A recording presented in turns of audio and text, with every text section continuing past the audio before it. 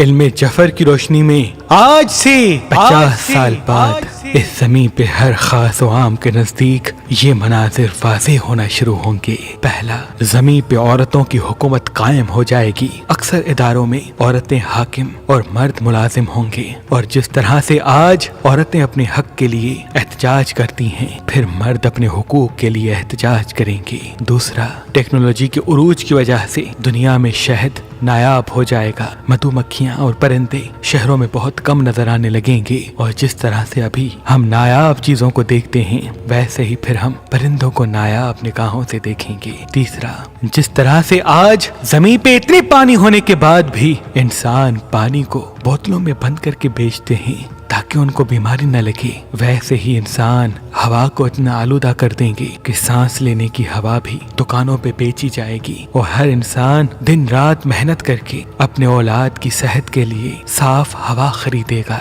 تاکہ وہ صحیح سانس لے سکے۔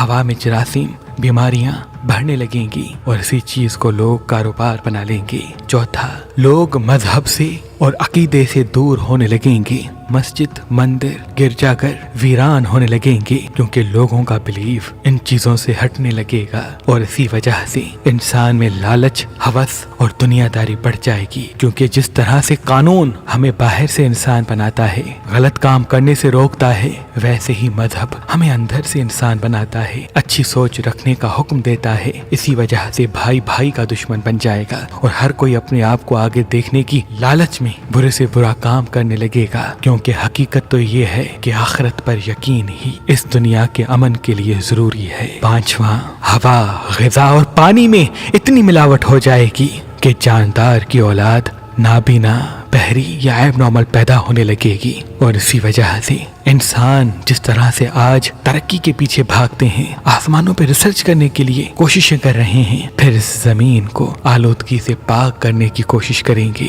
اور یوں انٹرنیٹ، موبائل اور مختلف نیٹ ورک پر پابندیاں لگنے لگیں گی۔ انسان پھر اس زمانے کی طرف پلٹے گا جب ٹیکنالوجی کی یہ سہولتیں میسر نہ تھیں، کیونکہ اس زمین پہ آنے والے سالوں میں جاندار کی نسل بچانا بہت مشکل ٹھہرے گا۔ اگر آپ اپنے لیے اچھا رشتہ حاصل کرنا چاہتے ہیں تو مہربان شادی.com پہ آئیں، اپنا فارم فل کریں اور اپنے لیے اچھا رشتہ حاصل کریں۔ اللہ کے کرم سے ہمارے پاس پاکستان سے باہر اور پاکستان میں بھی مختلف مسلک اور مذہب کے رشتے موجود ہیں۔ اگر آپ کی طلاق ہو گئی ہے اور پھر سے اپنی زندگی شروع کرنا چاہتے ہیں، تب بھی پریشانی کی کوئی بات نہیں، کیونکہ ہمارے پاس کافی ایسے رشتے موجود ہیں جو پھر سے اپنی شادی کرنا چاہتے ہیں۔ آپ اپنے لیے اچھا رشتہ ہماری اپلیکیشن مہربان شادی جو گوگل پلے اسٹور پہ موجود ہے، ان پہ بھی فارم فل کر کے دیکھ سکتے ہیں۔ مزید معلومات کے لیے ہمارے نمبر پہ کال کریں۔ اللہ آپ کو سلامت رکھے، اللہ آپ کو سلامت رکھے، اللہ آپ کو سلامت رکھے۔